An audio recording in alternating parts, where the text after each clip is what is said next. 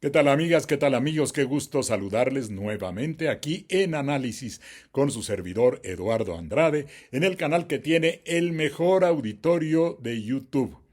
Esta vez para tocar un tema muy conflictivo, que es el de las disculpas públicas, que se ha convertido en un verdadero boomerang, algo que se ha vuelto en contra de su propósito inicial.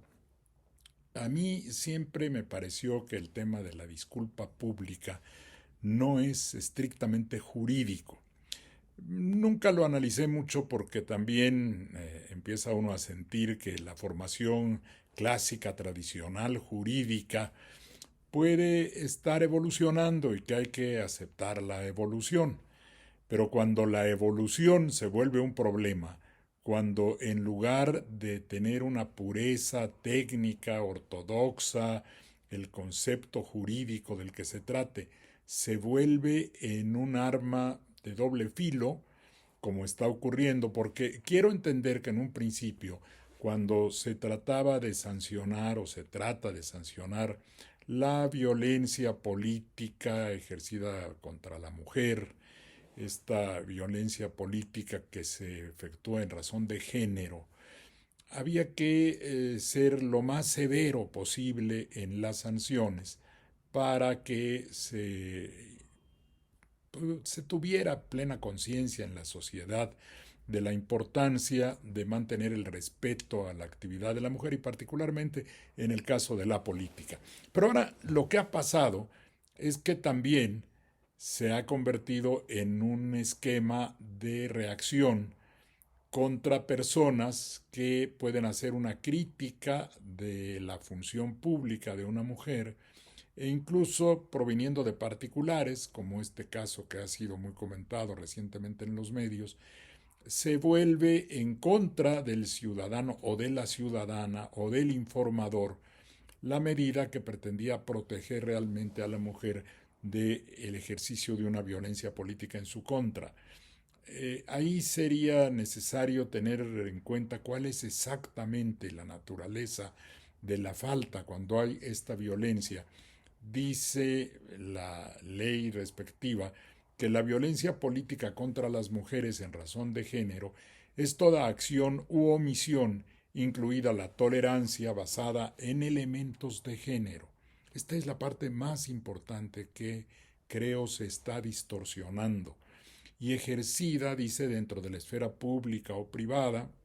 La esfera privada puede tener también alguna situación de límite difícil de precisar, pero vamos a pensar que está bien, y que tenga por objeto o resultado limitar, anular o menoscabar el ejercicio efectivo de las atribuciones inherentes a su cargo. Se supone que ahí lo que se protege es el ejercicio del cargo en cuanto no a críticas que se puedan hacer a una persona, cualquiera que sea su género, una persona servidora pública, que como se ha pensado también siempre, el servidor o la servidora pública tienen una condición de mayor, déjenme usar una palabra, mayor aguante, de ser susceptibles de una mayor capacidad de crítica desde la esfera pública por razón del trabajo que realizan y de la responsabilidad que tienen en el servicio público, de manera que su posibilidad de ser criticados o criticadas debe ser aceptada en un margen mayor que el de cualquier persona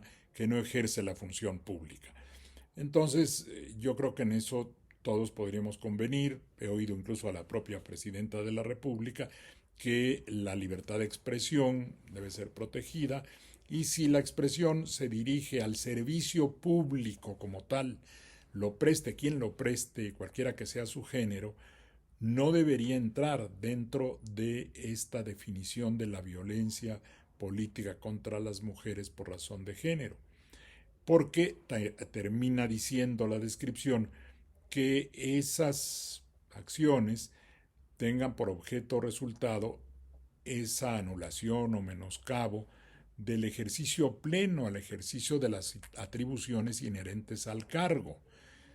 Si se le impide realizar su cargo a la mujer por ser mujer, se está dentro de esta tipificación. O al libre desarrollo de la función pública, es decir, que no se le permita realizar ese trabajo que tiene a su cargo. Igualmente puede tener que ver con la libertad de organización, dice, la toma de decisiones, que se le anule su capacidad de decisión, o la libertad de organización que le corresponda al cargo, en fin, cuestiones que tienen que ver con el ejercicio de la actividad política. Y en consecuencia, ese primer elemento debe ser tomado muy en cuenta para poder definir cuándo efectivamente hay una violencia política contra la mujer por razón de género, para no llevar a posibles excesos la acción judicial. Ahí tenemos otro problema de carácter jurídico muy delicado, que es la naturaleza de la sanción consistente en la disculpa pública. La disculpa pública está prevista dentro de la Ley General de Instituciones y Procedimientos Electorales como parte de las sanciones, puesto que es el resultado de un procedimiento sancionador. Y ahí entramos a un terreno que a mi juicio debería ser revisado por el legislador, al extremo de suprimir esta medida o esta sanción de disculpa pública, porque realmente constituye una violación a la propia Constitución y a elementos constitucionales como la defensa de la dignidad humana. Hay doctrina amplia en este sentido y me parece que uno puede apuntar en primera instancia al hecho de que la disculpa pública acaba siendo una pena. Alguien dirá no es pena porque no es derecho penal, pues es derecho sancionador y el derecho sancionador debe tener reglas similares a las que se aplican para las penas porque son sanciones establecidas por el Estado para ser impuestas a la persona que ha violado la ley. De modo que la disculpa pública tiene por objeto que la persona admita su culpabilidad, su responsabilidad, y se le impone además un texto que debe decir como disculpa.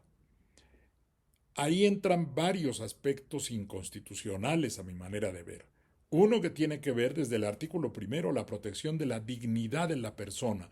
Por difícil que es definir exactamente ese término dignidad desde el punto de vista filosófico, jurídico, político, moral, tiene muchas dificultades, pero finalmente tiene que ver con el respeto a sí mismo, con el respeto de la persona, su autoestima y aquel que merece recibir de los demás.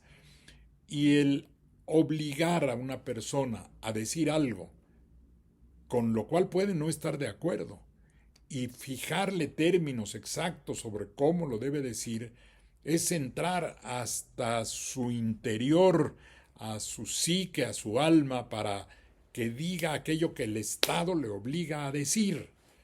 Ahí hay, en principio, un allanamiento a la dignidad, porque hay un sentido de humillación.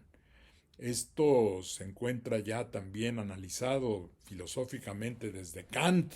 Me puse a revisar, me puse a estudiar, a investigar sobre este tema, y ya Kant veía este tipo de acciones de una disculpa forzada realmente como una retribución, no como una medida que tuviera el propósito de mejorar moralmente a aquel que ha cometido la falta, sino que tuviera cierta dosis de venganza, de que el afectado recibiera como una retribución, o el mejor dicho, el ofensor recibiera como retribución del daño causado el ser obligado a disculparse.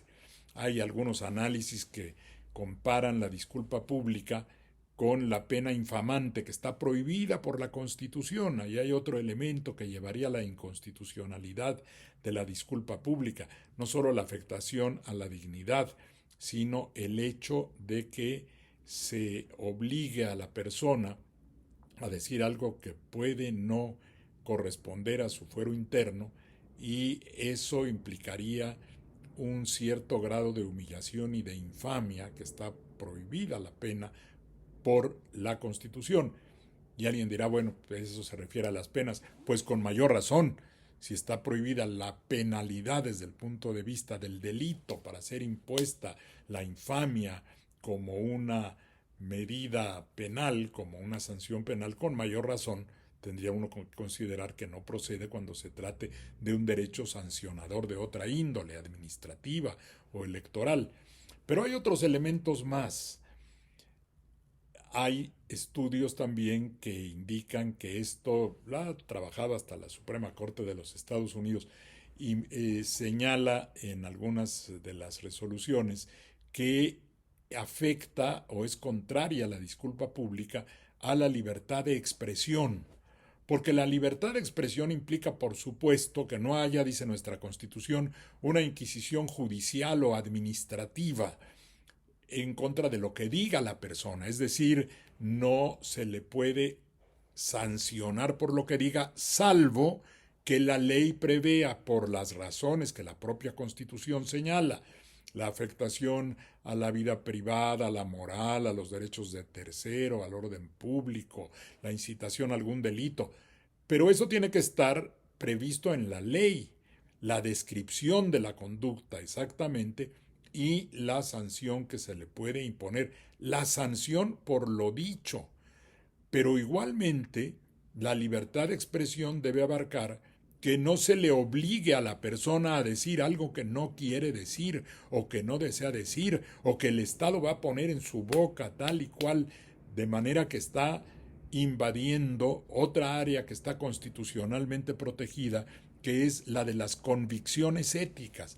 La libertad de convicciones éticas es otro valor constitucional que estaría dañado por este propósito de obligar a la persona a disculparse, a aceptar una responsabilidad. Y ahí hay otro elemento constitucional afectado, que es la prohibición de la incriminación, de la declaración incriminatoria.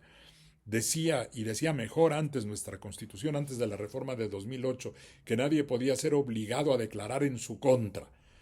Hoy se dice que se ha ido volteando lo que era más garantista. Ahora dice la Constitución que el imputado tiene el derecho a declarar o a guardar silencio. Pero detrás de ese guardar silencio está claramente la idea de que no se admite la declaración incriminatoria, o no se le puede forzar a una persona a que se incrimine. Y la disculpa pública eso implica también. De manera que ahí tenemos afectación a la dignidad, a la libertad de expresión, todos son valores protegidos por la Constitución, a las convicciones éticas, a la no incriminación, a la no ser objeto de una pena de infamia. 5 elementos, 5 datos, 5 principios, 5 normas constitucionales que son afectadas, que son dañadas, que son violentadas por esta idea de la disculpa pública como un elemento sancionador. Y además,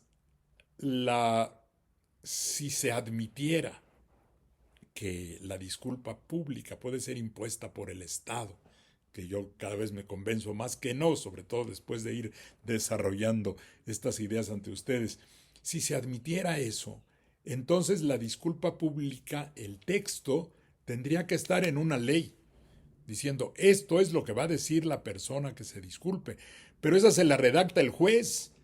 Entonces el tribunal está asumiendo una función, está tipificando la pena con posterioridad a los hechos, otra violación a la Constitución.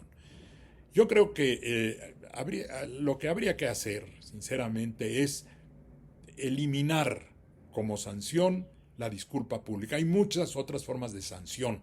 Puede haber, por supuesto, la indemnización. La persona puede estar obligada a indemnizar a aquel a quien ha ofendido. Y eso no solamente en el área de la violencia política contra la mujer.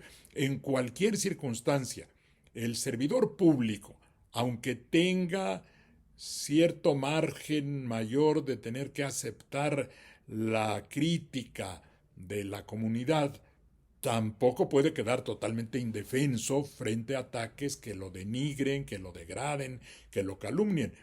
Pero para eso existe también ahora la reclamación por daño moral. Y en ese caso, ahí ya es distinto, porque puede haber un cierto margen de conciliación. A mí tampoco me gusta mucho la idea de la conciliación en materia penal, pero entiendo que siempre ha existido la posibilidad en los delitos de querella de otorgar el perdón, pero no es lo mismo. El otorgamiento del perdón es de la persona ofendida que ya no quiere seguir con el asunto y eventualmente puede participar de ese proceso una disculpa de parte de quien ofendió y eso llevar a un arreglo, pero no es lo mismo que imponerla como sanción. De modo que el poner en orden esta circunstancia que a mi juicio es inconstitucional debería de partir por suprimir esa sanción que es contraria a tantos principios constitucionales. A mí tampoco me gusta mucho recurrir a los temas internacionales porque creo que basta con lo que dice nuestra Constitución, pero incluso hay alguna opinión consultiva de la Corte Interamericana que también va en el sentido de que no debe el Estado imponer una manera o una expresión específica que deba ser dicha por la persona. Es más, en el caso de las convicciones éticas, la persona, dentro de su libertad, de lo que piensa que es bueno o malo, puede seguir pensando que hizo bien y aceptar las consecuencias de la sanción que le venga. Puede verse obligada a indemnizar a la otra persona, puede recibir una amonestación de parte de la autoridad, pero si sigue pensando que tiene razón, eso está detrás incluso de muchos héroes de la resistencia pacífica, Mandela, Gandhi, iban a la cárcel, seguían creyendo con todo derecho en su convicción ética que tenían razón, aunque tuvieran que aceptar incluso la cárcel. Pero no puede el Estado entrar a nuestra mente y decirnos qué está bien y qué está mal. Puede sancionar las acciones que en los hechos realicen un daño a otra persona, afecten sus derechos, afecten su honor, y entonces puede venir la sanción correspondiente y la persona que ofendió puede seguir pensando que tenía razón al decir lo que dijo y eso no se lo puede quitar el Estado. Lo que sí puede hacer es imponerle una pena, una sanción que implique el reparar el daño. Y miren que yo soy un gran defensor de la reparación del daño. Nadie podría decir que no estoy de acuerdo con que se repare el daño. Sí, pero la reparación del daño no puede llegar al extremo de violar la Constitución. Déjenme decirles lo que dice actualmente la Constitución en materia de defensa de los derechos de las víctimas. Yo fui su iniciador siendo senador de la República. Ahí está la iniciativa que presenté, invité a un conjunto de senadores a presentar conmigo para que se pusieran en la Constitución los derechos de las víctimas y particularmente el de la reparación del daño, pero la reparación del daño entendida desde el punto de vista objetivo, el dar la indemnización, reparar económicamente, incluso si el daño no era totalmente valuable en dinero, encontrar una manera de que tuviera una expresión económica para que se resarciera de algún modo la afectación sufrida por la víctima. Pero el obligar al ofensor a que se disculpe ya no forma parte de la reparación del daño y como decía yo en el caso, citando al propio Kant, podría constituir una forma de venganza y el derecho penal que da al Estado la facultad de sancionar a las personas que violan la ley, tiene por objeto evitar la venganza privada. Para eso surgió el derecho penal. Ahora se quiere ver a veces el derecho penal como un conflicto entre dos personas. No, no, el derecho penal es un conflicto entre la conducta de quien viola la ley, claro, afectando el derecho de otro, y el Estado que le reclama esa violación. Pero entonces el Estado impone las sanciones que tenga que imponer y entre ellas no debe estar ni disculparse con el ofendido, porque además está probado que la mayor parte de las veces la disculpa no es algo sentido, es la inclusión de algo de la moralidad forzada como parte del derecho, lo cual no tiene sentido, es absurdo, porque quien se disculpa puede hacerlo sin tener verdaderamente la convicción o el remordimiento por haber hecho algo mal, sino porque se le está obligando a decir algo que va contra su propia libertad de expresión y contra sus convicciones éticas. Hay que ver ahora el nuevo poder judicial. Se supone que está estructurado para evitar el activismo judicial, el inventar, porque finalmente ahí, como decíamos, el juez está inventando una norma que no existía y obligando a la persona a decir algo que la ley no preveía. Ese es un activismo judicial, es una invasión del poder judicial en áreas que no le corresponden. Se supone que el nuevo poder judicial tratará de evitar esto. Vamos a ver cómo se comportan los nuevos juzgadores, pero a mi juicio, si de veras tienen un compromiso con la Constitución y con la ley, habría que declarar inconstitucional. Si no lo desaparece el legislador, habría que declarar inconstitucional la disculpa pública. Y con esto terminamos. Déjenme ver si tengo por ahí tan...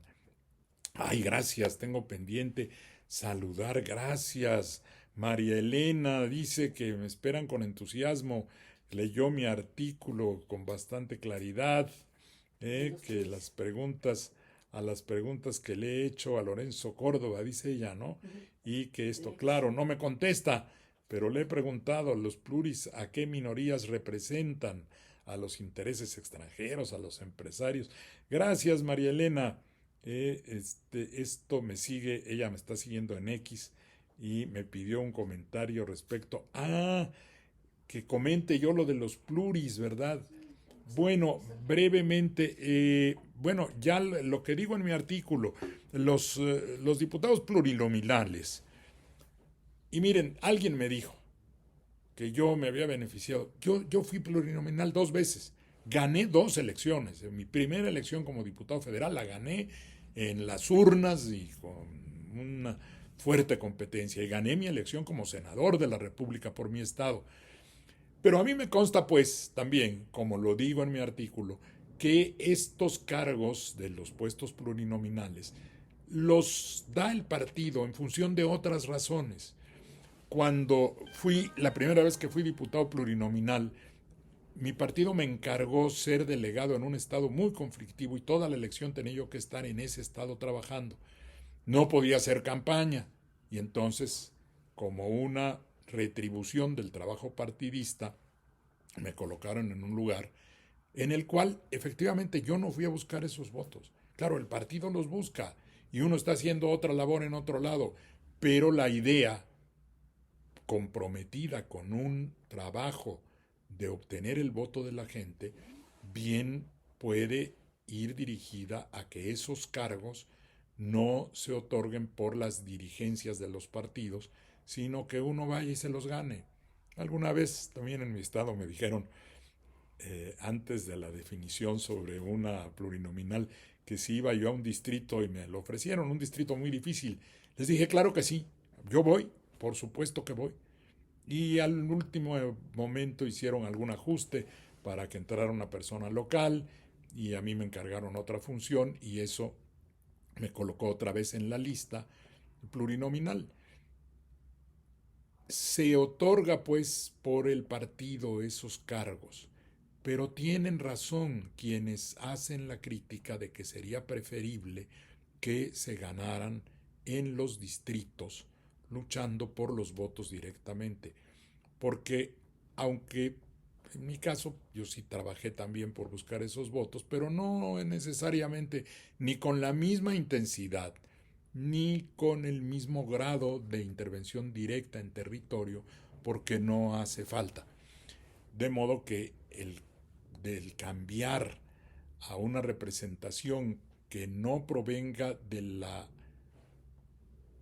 fórmula proporcional que le otorga a los partidos por cantidad de votos los lugares y que de todas maneras permita que entren las minorías, por ejemplo, a través de los segundos lugares ganados en los distritos, puede dar lugar a que haya un espacio minoritario que no debe cerrarse, pero que tampoco debe abrirse a que todo el mundo quiera formar un partido, porque total, con el 3% de los votos obtenidos ya puede ingresar a la Cámara.